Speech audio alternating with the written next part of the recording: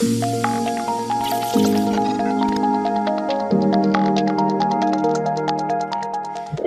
to Scrolling to Death. Today, I am joined by Dr. Carrie Mackensen, a clinical psychologist turned parent coach who helps families thrive in the digital age by blending brain science with practical parenting strategies. Welcome, Carrie. Thank you, Nicki. I'm truly happy to be here with you. Yeah, and we met at an Organization for Social Media Safety Gala, didn't we, recently? Kind of recently? Yeah, that was so fun to run into you. And then you're also a mom of 2 boys, right? Correct. Ages 12 and 10, 7th grade and 5th grade. They just started school this week. Hallelujah. Oh my, I am right with you. We started last Wednesday and it was like enough already. I need some time. Time to get back to work. Okay, so they're right in there. That must be interesting with those ages and boys. Are they like wanting video games? Are they wanting phones? Like, what's the situation right now with them and screens? Yeah, well, interesting. Since I'm currently writing a book on this and I've done a lot of research on what these screens do to kids' brains, I can empathize with parents and the peer pressure. So I was always of the mindset that I would not let my kids have video games. I started seeing problems in my private practice in Beverly Hills and Manhattan Beach as early as 2014. But I succumbed to the peer pressure too. I had a parent friend of mine say, I got my kids video games so that I can play with them. And that way, when they go to a friend's house, they can play along. And I thought, yeah, that makes sense. About a year and a half ago, we introduced it to our home. And at first, no problem. I kept to those strict limits. We see in the brain science, video games for about 30 minutes, the brain does relatively okay. The more you go over that 30-minute line, the brain starts to deteriorate.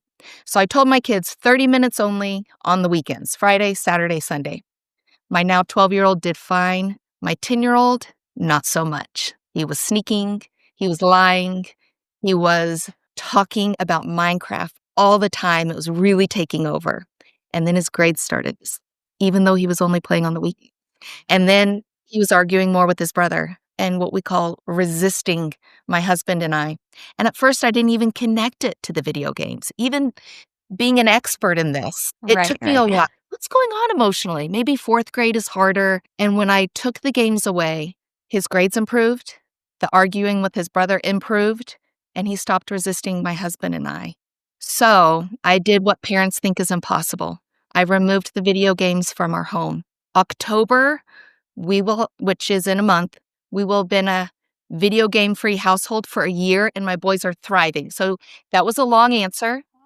If you have video games, you can remove them, and your children will thrive. They turn towards real-life things. Okay, I'm so glad I asked about that. That is so relatable. Most families have one kid who would do exactly as your younger son did and lie and talk about it constantly. And you think you can add it in and keep the time limits, and it just can take over in some families, depending on the kid's temperament. And so thank you so much for sharing that. And I love to hear that it is possible, because I hear from parents all the time that they're struggling with this, but how do you go back? And you can, right? I think sometimes if you may, I'll give you a little script that I gave my kids. So initially I told them, he was starting 4th grade. That's a harder year at his private school. So I said, we're going to take these away and let you get it adjusted in 4th grade. This was last year.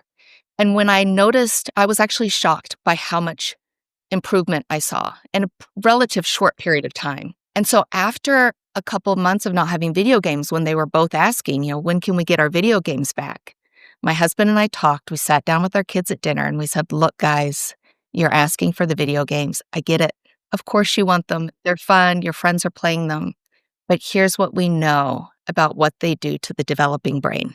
They are making your emotional, impulsive brain stronger, simultaneously shutting down your thoughtful, good decision-making brain that can control impulses and help you be a good friend and control your feelings, manage your feelings. And we love you too much to let that come in our house, because we started to see the negative impact of it. And their, eyes got a little watery. They were sad. There was no explosion. We'd been without them for a while. And here's the hope. Not only are my kids thriving without them, they're turning towards real life things that if the video games were in the house, they wouldn't do. For example, my 10-year-old who was talking about Minecraft all the time, he just goes and plays piano, not because I ask him to, but because the brain doesn't like to be bored. So he finds something to do. Or he Yeah. loves engineering projects. So he does one of his hack packs and he works on building things or going out on the trampoline or riding his scooter down to the shopping center. And my 12-year-old started studying cookbooks like it was the LSAT. And he prepares dinner for the family and he makes up his own chocolate cake recipes and he studies fantasy football. If he was allowed to play Madden, he would not be doing these other things. So Yeah. not only are they thriving, they're developing their brain, which sets them up for success later in life. It is possible. We just have to Okay. hold around.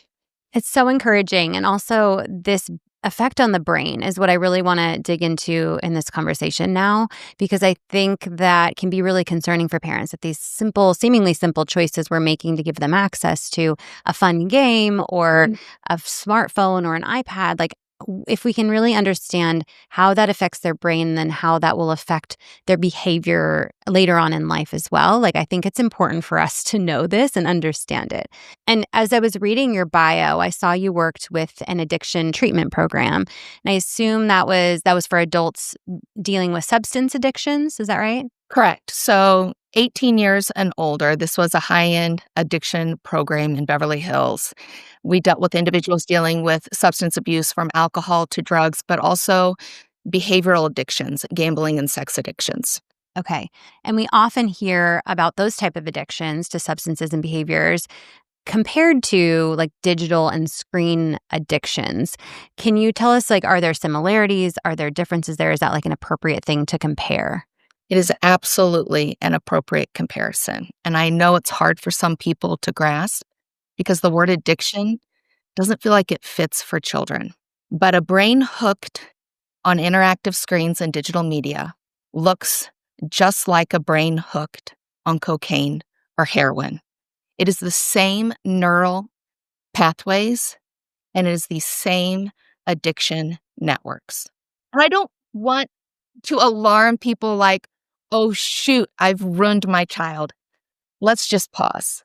Yeah. Parenting is hard. These digital devices snuck into our world Mm-hmm. and they surrounded us all.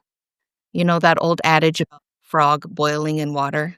Mm-hmm. If Yeah. you put a frog in boiling water, it jumps out. If back in 2007 when the iPhone came out or 2010 when the iPad came out, somebody fast forwarded us to now to see what it does to kids' brains, looking at the brain research, we would have jumped out and said, no way, Jose. Yeah. But Mm-hmm. you put a frog in water and you slowly turn up the heat. It's like, oh, this is comfy. This is nice. It's kind of like a hot. And then they boil themselves to death. These devices were so enticing for all of us. So there's no shame in this parenting game.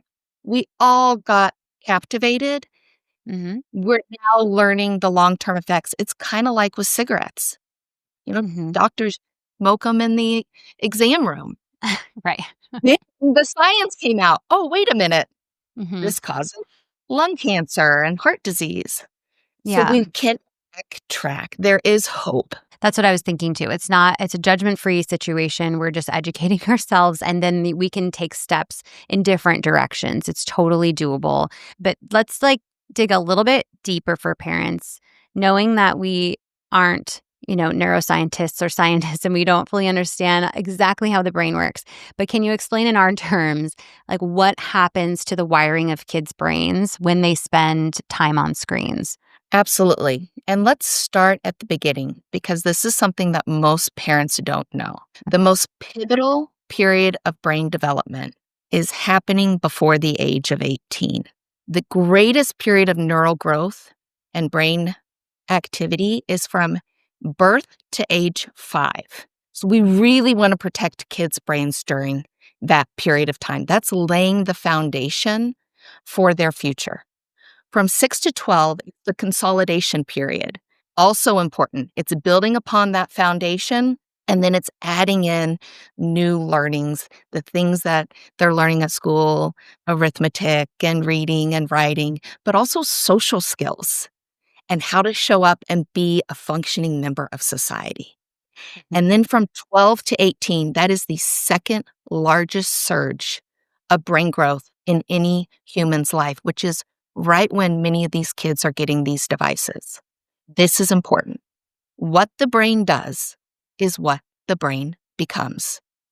So if your child is going through adolescence on their iPhone or their video game or their iPad, swiping, clicking, tipping, using their thumbs to communicate, it is wiring the brain for that state of hyperarousal.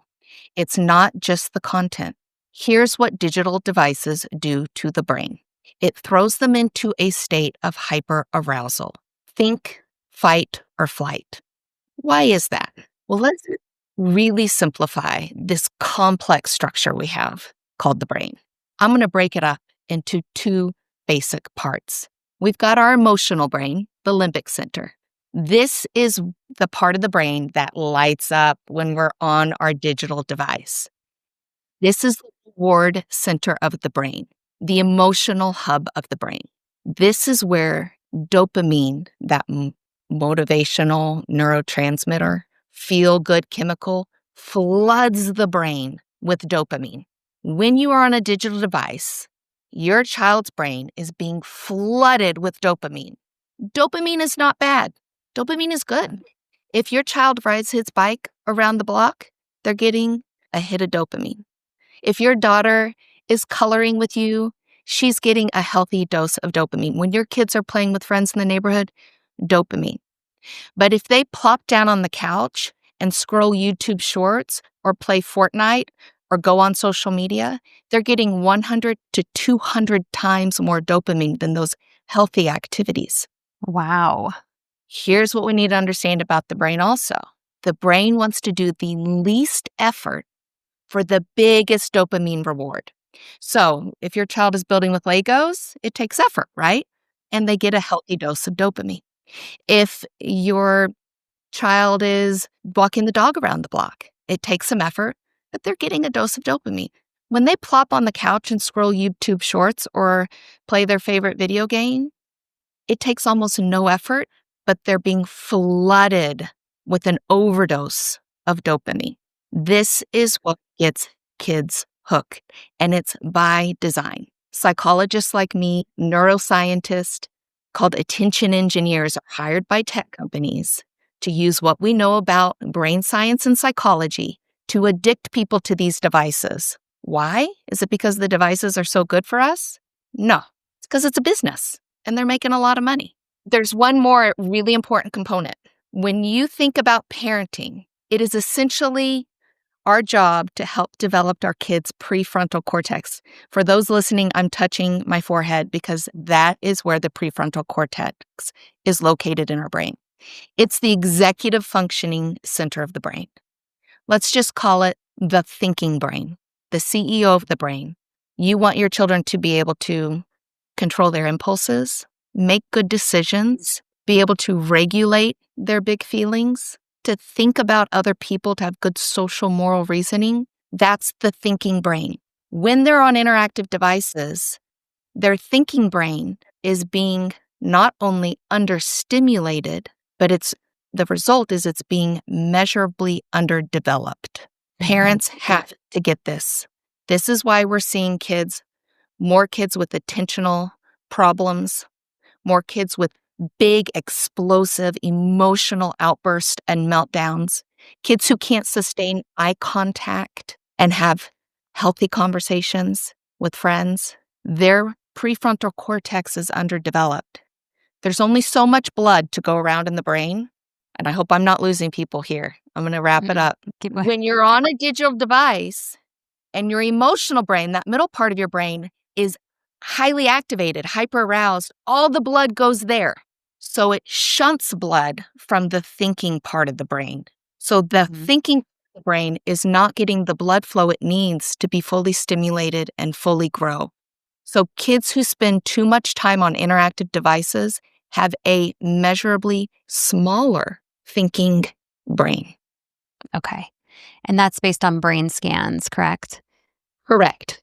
Okay, so what a parent might be worried about is like, how does this play out later on in life if they have that underdeveloped prefrontal cortex? Like, what kind of struggles may they have in adulthood? So you will see the struggles before adulthood, and we're seeing it now. But to your point, when your child is spending an excessive amount of time on an interactive screen, there's not only an opportunity cost there, because clearly they're not outside playing, moving their body, exercising, developing skills. They're not playing their favorite instrument or reading a book, developing their brain in the three-dimensional world that is healthy for them, and it's how the brain was meant to fully develop. So it's not just an opportunity cost. They are wiring their brain for the rest of their life. So what are we seeing now in kids who spend too much time on these interactive devices? I think you're interviewing Jonathan Haidt next. His book, got it right here, The Anxious Generation, right? This kind of took our culture over by storm. It was a phenomenal book because it opened everyone's eyes. We're changing our kids' brain architecture, and the outcome is an explosion in mental health disorders among our kids. So that rates of anxiety, depression, self-harm, and suicide are higher than any point in recorded history. Parents are coming to me, they're struggling.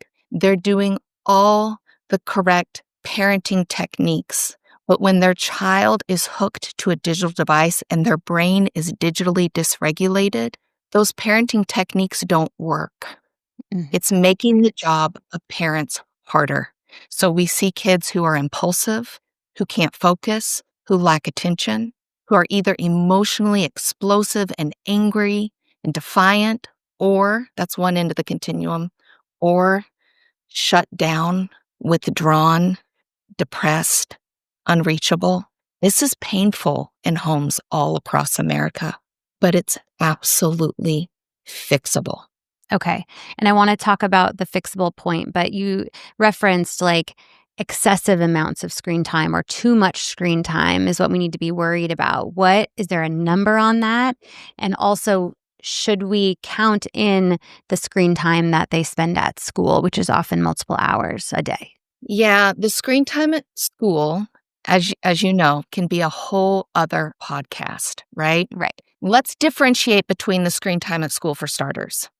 Okay. I will tell you, kids are not getting addicted to Excel spreadsheets. They're not getting addicted to homework, right? So when they are writing a report, and that's what they're actually doing on their device, that's not causing harm. That's tech as a tool. The problem with screens in school is they've transitioned over to the gamification of education. So that high dopamine flood, that emotional brain getting hyper aroused, simultaneously shutting down the thinking brain. Sure, the kids look engaged with their Duolingo or whatever they're working on at school, but the nature of the brain, because that reward center is lighting up, the thinking brain is not getting the blood flow that it needs. So they're not really retaining the information they're learning on screens the way they would a, a piece of paper, a book. That's ideal. So we want to differentiate between the types of screens at school. If they're using a screen at school to learn coding, that's using tech as a tool. If they're using a screen to learn math, when you can learn math with a math book and a piece of paper, the results are in. Test scores go down, not to mention the distractions. And a lot of kids are flipping around on their one-to-one computer or iPad at school, and they're not paying attention. So that's a bit of a segue off. Do we count the time at school? Yes and no. The time when they're using tech appropriately, that's in its place. If they're using tech at school for the gamification of education, to your point, they're on screens even more than we're aware, and then even more than what we see at home. Okay, so what is the ideal time? Well, we live in a tech-heavy world. The digital age is here, and it's not going anywhere, right? It's only going to become more a part of our life. I like to say, let's find a way of having a healthy relationship with it versus cutting it all out, because that seems unrealistic. The American Academy of Pediatrics said before the age of 2, no child should be on a screen. This is such a pivotal period of brain development. Your child's brain is nearly 80 to 90% of its adult size by the age of 2. It doubles in size from birth. What the brain does is what the brain becomes. So we want to wire that early brain with real world activities like blocks. And more importantly, most important, the relationship, the connection, the parent, the attachment figure. After the age of 2, from 2 to 5, they say no more than 1 hour a day. And content matters. It should be slow-paced, long-form content, educational, and preferably co-watched with a parent. 6 and older, 2 hours a day. Now, the American Academy of Pediatrics did change their guidelines to just focus on content, but let's just say that the wolves were setting the rules at the hen house there. Tech industry commit and influenced the guidelines.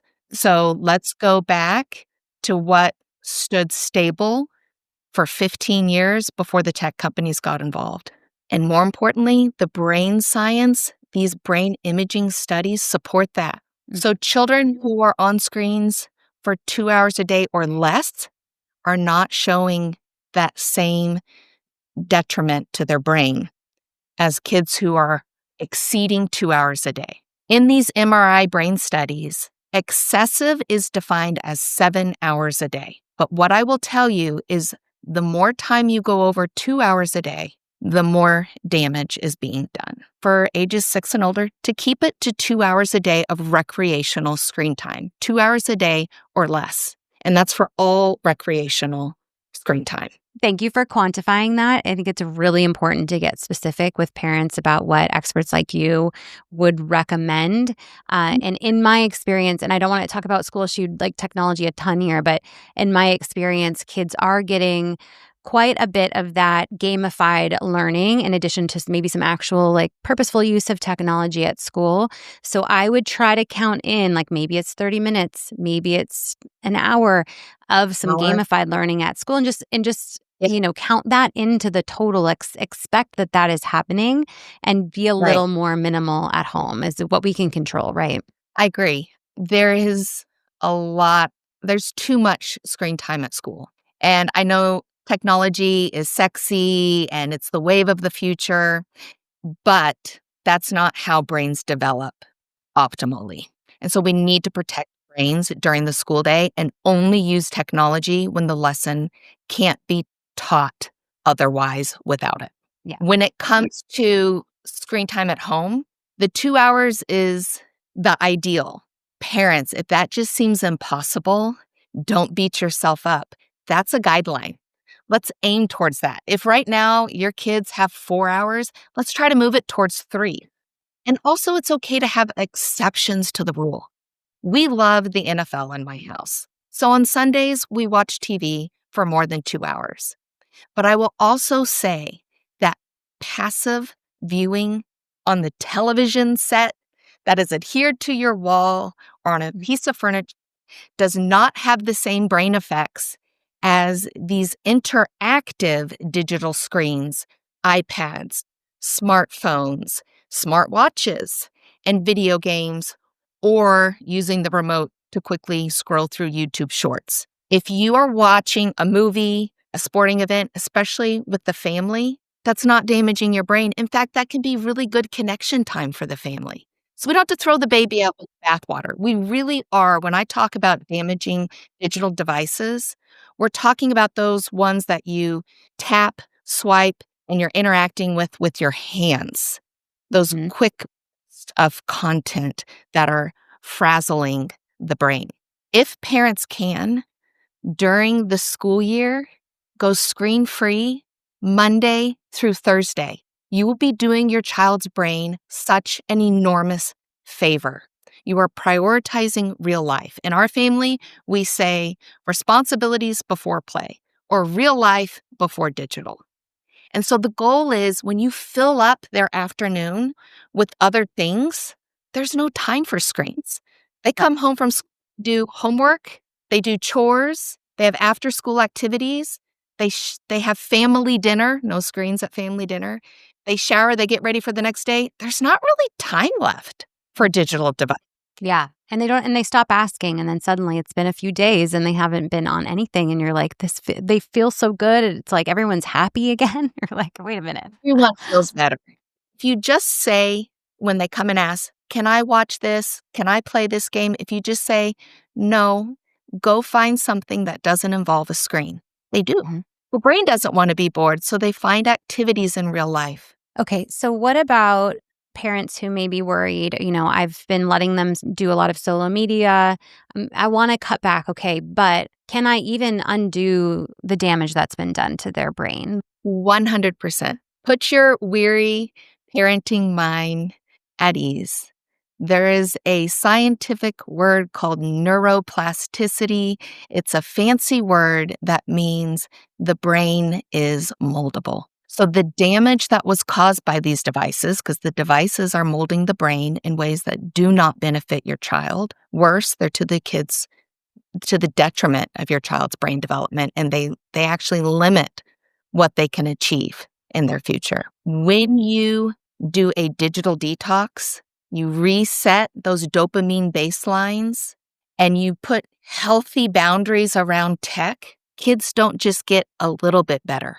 What I see time and time again in my practice is that parents who are at their wits' end, my kid's an emotional mess, he doesn't listen to me, he's rude, he's angry, or she's so emotional, I can't calm her down, or I can't get my child to come out of their room.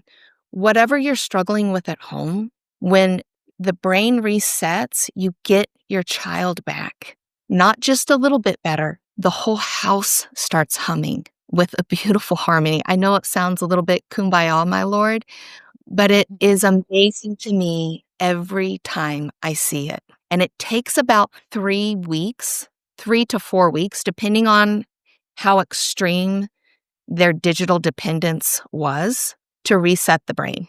Usually the first 3 to 4 days are the worst for parents. By the end of the first week, when I guide parents through this, I do this in my parent coaching practice. By the end of the first week, parents start to see hope. The sun starts to peek through the clouds. By the end of the second week, parents often say, oh my gosh, there's my kid again. My lovable, creative, engaging, sweet child is back. And then by the end of the fourth week, the whole family is happier. It's amazing. That's beautiful. And do you have some tips just for parents to take away today on if they are choosing to decrease screen time? Like, what are some quick tips they can be thinking about now? And then they can definitely, I know it's like a bigger conversation, but do you have tips for parents today? I know you're going to interview Jonathan Haidt, and he talked about those 4 new norms. No smartphones before high school, no social media before 16, phone-free schools, and then more real-world, unstructured free play, responsibility, and independence. Those are really important. The parenting book that I'm writing for parenting in the digital age, I hope to build on that. And it's 4 norms we can focus on in the home, because we can't wait for schools to change. We can't wait for government policy to change. And we can't wait the tech companies to change their platforms. They're not motivated to. We parents are the first line of defense, and we can protect our kids around the damage from these digital devices just by setting these 4 boundaries. Number 1, boundary around location. Location boundaries. Screens are used in common areas. There you go. Not saying no screen. We're saying you're going to use your screen in a common area. If parents do nothing else but remove devices from behind closed doors and behind bedrooms, they will be doing such a protective act for their child. In my private practice, when I work with adolescents, the amount of late night nudes that have been sent or pornography that has been watched, the things that are going on behind bedroom doors while parents sleep is heartbreaking. Yeah. And parents have no idea, and their kids aren't going to tell them And these aren't bad kids. These are great kids. These devices are just pull them in. So it's our job as parents to protect them. And we protect them by saying, I love you too much. It's not that I don't trust you. It's that I know what's out there and I don't trust that. So we're going to charge your phone in my office overnight or in the kitchen overnight. No personal computers behind closed doors. Those stay out in common areas. Not only because kids are not going to be looking at pornography or purchasing drugs through Snapchat or all the other things that can be done in a common area, but when they're out in a common area, it's a more natural environment, parents and kids to orient towards each other. Connection is far more important than screens. And so we want to recreate a family system and a household where we prioritize our relationships in real life over the digital world and virtual relationships. Boundaries around location. Number 2, boundaries around time. And we already spoke about this. The goal is to limit recreational screen time under 2 hours a day for those over the age of 6. And we talked about the younger ages. If your children play video games, the ideal is to not go over 30 minutes or enact the 30-30 rule. 30 minutes of video game time, then 30 minutes of outdoor play. You want to create a balanced environment to develop healthy brains. It is not healthy for your child's brain to be lost in a video game designed by people who want to keep your kid captivated for hours on end. What the brain does is what the brain becomes. And then last around time, 2 more things. 1, not during family time. Meals, no screens, 1 screen at a time. If you're watching TV, the smartphone, the iPad, they're in a different room. Huge. Yeah. We're not saying all tech is bad. Let's focus on one thing at a time. We want to help develop that executive center of the brain, the thinking part of the brain in our kids. They need to be able to sustain attention. And then last but not least, let's talk about bookends on the day. The first hour of the day, no digital devices. And the last hour of the day before they go to bed, turn screens off an hour before bedtime to protect their brain so it can produce the melatonin. That blue light at night keeps them up, and melatonin is a precursor for serotonin, which protects against some of those mood disorders and depression. First boundary is around locations in the home. Second boundary is around time. The third boundary, real life before digital screens or the virtual world. So responsibilities before play, real life before digital engagement. Your kids are doing homework, they're doing chores, they're playing outside, and they're having family time. Those things come before video games, scrolling, watching, whatever. When you fill up the real world, their real life enough, there's really not much time left for screens. So it's not just about taking screens away. What are we replacing it with? We want to make real life so enticing and rewarding and interesting that they don't miss screens. And then last but not least, parent modeling. We have to model what we want to see. I get it. I've got my digital device right here too. It's part of this world we live in. But the most protective factor to develop well-adjusted kids is the relationship your child has with you.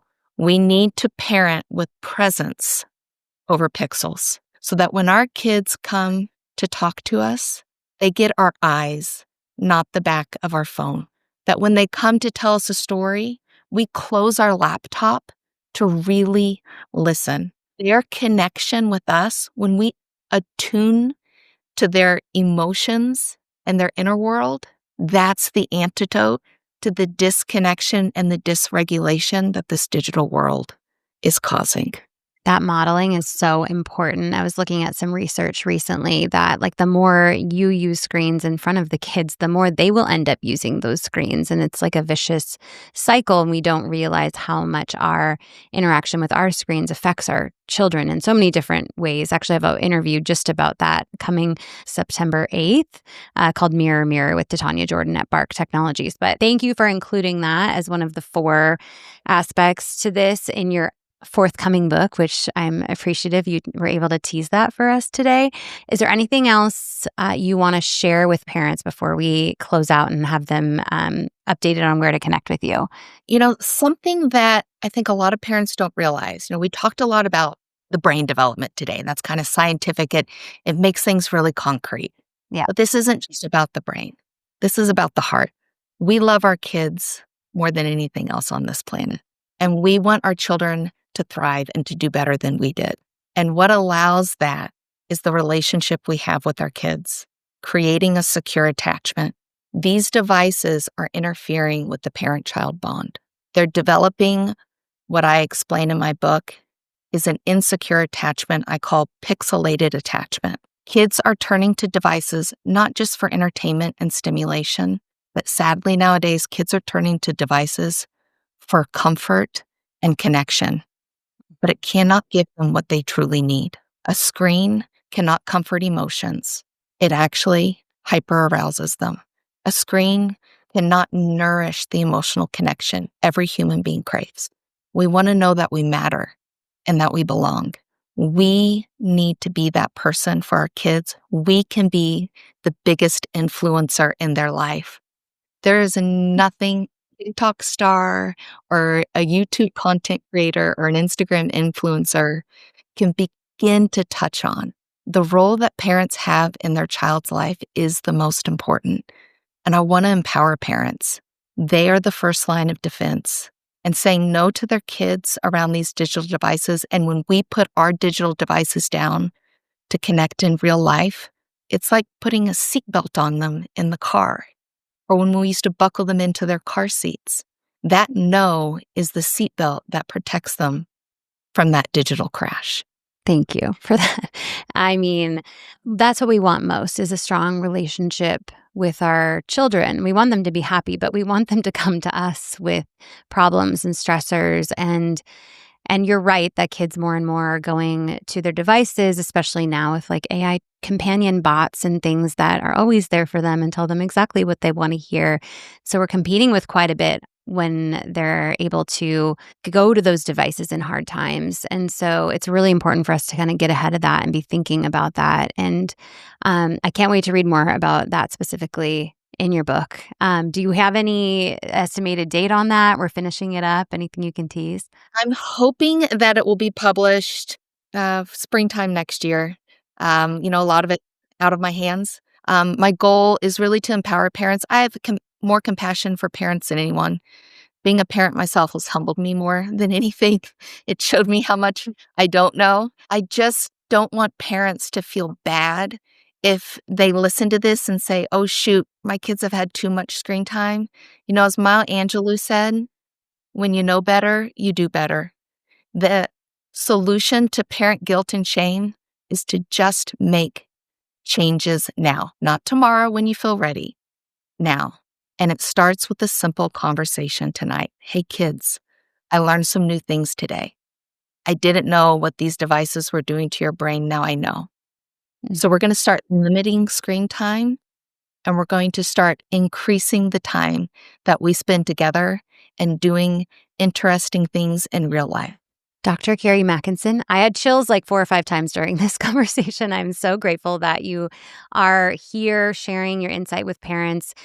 So you also have, in addition to your forthcoming book, a newsletter at successfulparent.com that parents can subscribe to, a Substack called Successful Parent, and an Instagram, which is at the handle successful_parent. You also have a healthy tech boundaries guide. I assume that's on your website? Yes. Okay. So if parents want more information, I will be updating that Healthy Tech Guide to have really clear age-specific guidelines. They will be on my website when you sign up for that free guide, and it includes scripts for how parents can talk to them. And the guidelines change by age. What an 8-year-old needs boundaries around with technology is different than your 16-year-old. And so we need to adjust it. When they get that free download, they can sign up for my newsletter. The newsletter will talk about tech, but really it's about those fundamental parenting practices backed by neuroscience. And we have to remove technology so that those will work. Otherwise, it's like trying to do therapy with somebody who's actively using drugs. It doesn't work. We got to get sober first. We got to remove the devices. And then we parents can step in and learn what to do to raise emotionally resilient, well-adjusted, happy, healthy kids. Thank you, Carrie. And I think what I'm taking away for sure is it's like not too late. You can always make positive changes, even if you're a little ashamed or embarrassed about the choices you've been making or you just didn't know better. You can make safer choices and just take this information in. I think share it with somebody too, because this is like an issue that we're all dealing with in our homes. And I am so appreciative for all the resources you're creating. We will definitely stay in touch on these topics. I loved picking your brain about the brain today. So thank you, Carrie. Thank you, Nikki. It was a joy talking with you. Thank you so much.